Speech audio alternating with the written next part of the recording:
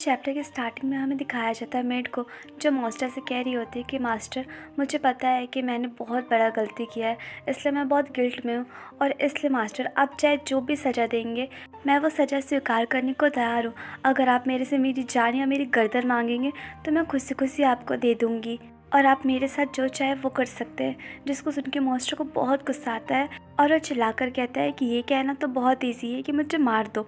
जिसको सुन के मेड चौंक जाती है। फिर मास्टर उसके क्लोज जाकर बोलता है कि दरअसल मुझे पहले ही से पता था कि तुम यही करोगी और मैं अच्छे से जानता था कि तुम मुझे धोखा दोगी, लेकिन फिर भी मैंने तुम्हें एक मौका दिया।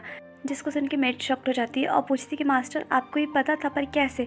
तो मास्टर बोलता है वो इसलिए क्योंकि मैंने जब तुमसे पूछा था कि अगर तुम अपने बेटे को बचाने का मौका मिले तो तुम क्या करोगी, तो तुमने कहा था कि तुम बेटे को बचाने के लिए किसी डेविल से भी सौदा कर सकती हो। जिसके बाद मुझे एहसास हुआ कि तुम मुझे कभी भी धोखा दे सकती हो, लेकिन फिर भी मैं सब कुछ जानते हुए भी एक मौका दिया ताकि तुम मेरे साथ छल कपट ना करो और मुझे धोखा मत दो। इसलिए मैंने तुम्हें अपनी सबसे इम्पॉर्टेंट चीज़ सौंपी, ये वाह। मैं सोचा था कि तुम उसकी रक्षा करोगी, लेकिन तुमने मेरी आखिरी उम्मीद भी तोड़ दी और इसके साथ ही तुमने मुझसे हेल्प मांगने का मौका भी गंवा दिया है। जिसको सुन के मेड पूरा चौंक जाती है। फिर मास्टर बोलता है कि ऐसा मत सोचो कि तुम्हारी मौत से इतना इजीली सब कुछ खत्म हो जाएगा, बल्कि मैं तो तुम्हें जिंदा रखूँगा ताकि तुम जिंदगी भर अपनी पापों की सज़ा भोग सको और मैं तुम्हें ज़िंदगी भर तड़पा कर सजा दूंगा। जिसको सुन के मेड और चौंक जाती है और डर से घबराने लगती है। फिर मास्टर अपने सैनिकों को बोलता है कि इसे उठाकर अभी ही जेल में डाल दो और इस पे कड़ी नज़र रखो ताकि ये कुछ कर ना पाए। जिसको सुन के मेड की आंखों में आंसू आ जाता है और वो बहुत कुछ बोलना चाहती है, पर वो इतनी गिल्ट में होती है कि कुछ भी नहीं बोल पाती। और इधर जब मास्टर जा रहा होता है तब अचानक से उसके हाथ में वही मंत्र एक्टिवेट हो जाता है जिसका प्रयोग वो येवा पे किया था। और जैसे वो मंत्र एक्टिवेट होता है मास्टर पूरा शॉक्ड हो जाता है ये देखकर कि पास्ट में कुछ हो रहा है या फिर येवा अचानक से जग गई है या फिर येवा के साथ कुछ बुरा हुआ है। उसके बाद सीन शिफ्ट होता है और हमें दिखाया जाता है सुरा को जो कि येवा से बोल रही होती है कि तुम्हें पता है मैं तुम्हें कितनी मुश्किल से यहाँ पर लेकर आई हूँ, तो अब तुम्हें इसकी कीमत चुकानी पड़ेगी। जिसको सुन के येवा पूरा घबरा जाती है और मन में सोचती है कि ये क्या हो गया, मुझे यकीन नहीं हो रहा है कि मैं ऐसे बुरे सिचुएशन में जग चुकी हूँ, क्या इसने मुझे जगाया है। फिर सोचती कि नहीं, मुझे इस तरह से वापस नहीं आना चाहिए था क्योंकि पास्ट का सिचुएशन अभी बहुत ही ख़राब है और शियो का हालत बहुत ख़राब था। शियो को खून से लथपथ घसीटा जा रहा था जो कि बहुत ही ज़्यादा बुरा था और मैं इस तरह अपने प्रेजेंट में जग गई हूँ, तो मुझे डर है कि पास्ट में कुछ बहुत बुरा ना हो जाए और जब तक मैं अपने पास्ट में पहुँचूँ तब तक शियो की जान ना चली जाए। फिर वो आसपास का जंगल देखती है और सोचती है कि उस मॉन्स्टर का क्या, वो कहाँ गया जो हर टाइम मुझे बचाने के लिए आगे आता था और मुझे मरने नहीं देता था, और सारे लोग कहाँ गए। और ये सब सोचकर वो सूरज से पूछती है कि मैं कहाँ हूँ और मैं यहाँ पे क्यों हूँ और सब कोई कहाँ गए। जिसको सुन के सूरज बोलती है अच्छा, तो पहले तो तुम हमेशा भागने के बारे में सोचते रहती थी, लेकिन अब तुम्हें लोमड़ी जनजाति के बारे में इतना चिंता क्यों हो रहा है। फिर वो हंसती है और बोलती है कि क्या अब तुम उससे प्यार करने लग गई हो, और क्या तुम्हें ऐसा लगता है कि 2-4 बार उसके साथ फिजिकल हो जाओगी तो तुम उसकी ट्राइब की हो जाओगी या फॉक्स बन जाओगी। वैसे तुम्हारी इतनी हिम्मत कैसे हुई एक इंसान ये सोचने की। तो येवा को ये सुन के बहुत गुस्सा आता है और पूछती है कि तुम ये क्या कह रही हो। तो सूरा हंसती है और बोलती है क्या कह रही हो, तुम्हें नहीं पता क्या कि मैं क्या कहना चाह रही हूँ। उसके बाद बोलती है कि मेरे पास एक क्वेश्चन है जो मैं तुमसे पूछना चाहती हूँ।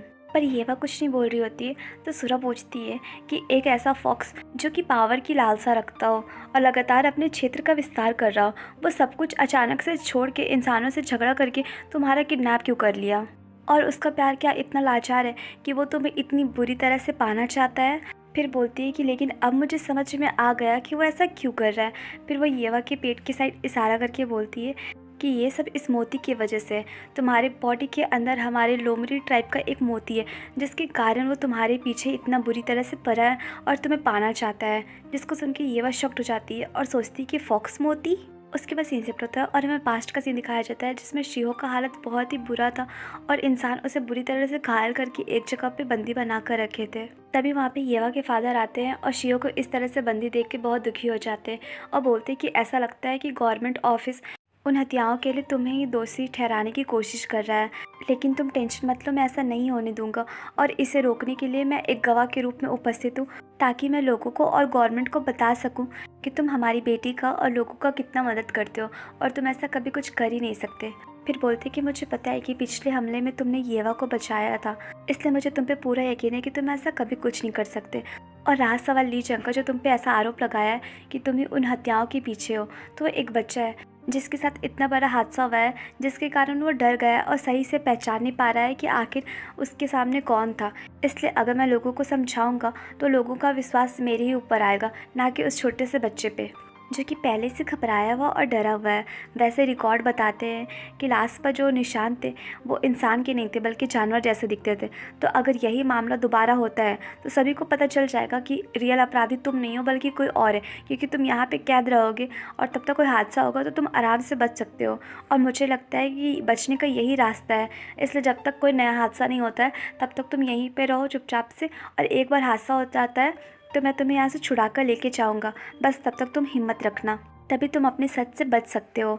जिसको सुन के शियो पूरा शॉक्ड हो जाता है और सोचता है कि क्या आपको पहले से पता चल लग गया है कि मैं रियल में कौन हूँ। उसके बाद शियो सोहा को याद करके अपने मास्टर से बोलता है कि मेरा भाई घर में अकेला है और मैं उसे बिना कुछ बताए चला गया था, तो वो पक्का मुझे ढूंढते हुए बहुत बेचैन हो रहा होगा।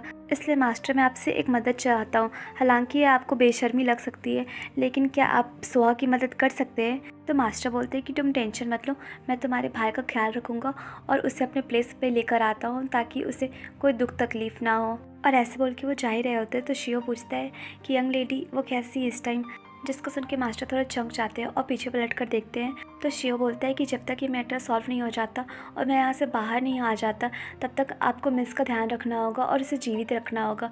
और अगर उसे जीवित रखने के लिए आपको मेरी ज़रूरत हो तो बेझिझक आप मेरे से कोई भी टाइम मिल सकते हैं और मेरा हेल्प ले सकते हैं।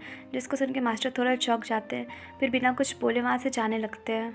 उसके बाद सीन शिफ्ट होता है और हमें दिखाया जाता है येवा का मेंशन को, जहाँ पे सारे वर्कर लोग अपना अपना काम कर रहे होते हैं। तभी एक वर्कर बोलता है कि शियो को गिरफ्तार हुए 4 दिन हो गए और उन्होंने कहा था कि वो लोग सिर्फ जांच कर रहे हैं, लेकिन इसके बजाय उन्होंने शियो को बहुत बुरी तरह से पीटा और उसे घसीट कर गवर्नमेंट ऑफिस लेकर चले गए। तो दूसरा आदमी बोलता है कि जिस तरह से गवर्नमेंट ऑफिस के सैनिक शियो के साथ बर्ताव किए हैं, मैं तो किसी जानवर के साथ भी ऐसा बर्ताव नहीं करता, लेकिन सरकारी सैनिक है ना, उन्हें जैसे पता चला कि इन हत्याओं के पीछे शियो का हाथ है तो वो लोग बिना कुछ सोचे समझे पागल हो गए और शियो को बुरी तरह से मारने लग गए और अपना गुस्सा शियो पे निकालने लग गए। तो दूसरा आदमी बोलता है कि मुझे नहीं लगता कि शियो पे वो लोग ज़्यादा गुस्सा निकाल रहे हैं, बल्कि मुझे लगता है कि वो ठीक ही कर रहे हैं, क्योंकि तुम नहीं जानते हो क्या हमले में कितने ज़्यादा लोग मारे गए थे, और मुझे नहीं लगता कि लीजंग कोई झूठा गवाही देगा।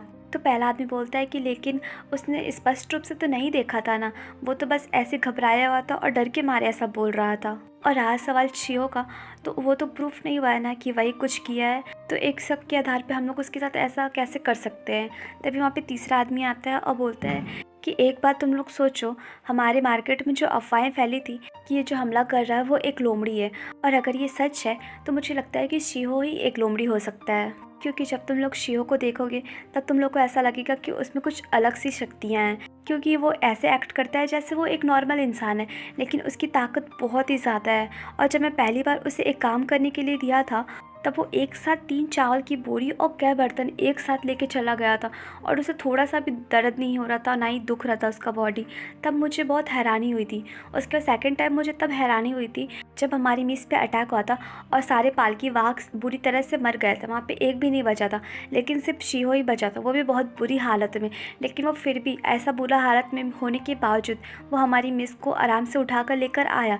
तभी मुझे बहुत ही अलग सा लगा था कि ऐसे में सब लोग मर गए लेकिन वो कैसे बच रहा। ऊपर से वो भी पूरा घायल था, लेकिन वो बहुत जल्दी जल्दी ठीक हो गया। तो ये सब सुन के दूसरा आदमी बोलता है कि लेकिन देखो, इस बार तो वो सैनिक जब पकड़ कर ला रहे थे तो कितनी बुरी तरह से घायल था और उसने कुछ किया भी नहीं। अगर वो सच में लोमड़ी होता तो कुछ ना कुछ तो ज़रूर करता ना। तो तीसरा आदमी बोलता है कि मुझे लगता है वो ऐसा इसलिए नहीं किया क्योंकि वो नहीं चाहता होगा कि सबके सामने उसका राज खुले, और वो बचने के लिए सबसे पीटता रहा।